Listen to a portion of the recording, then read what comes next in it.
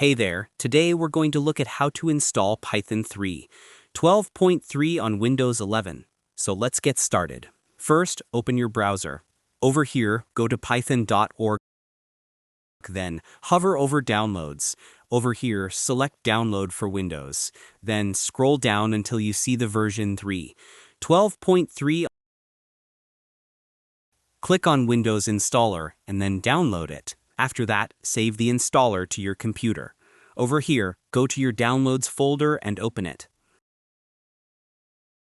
Then, the Python installer will start. Once the installer opens, check both options at the bottom.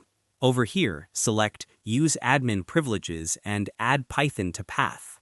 Then you can select Install Now. If you want, you can select Customize Installation.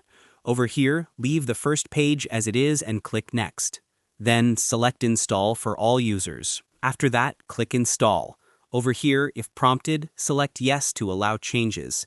Then, wait for Python to install. Once done, click Close. Then, to verify which version is installed, open CMD.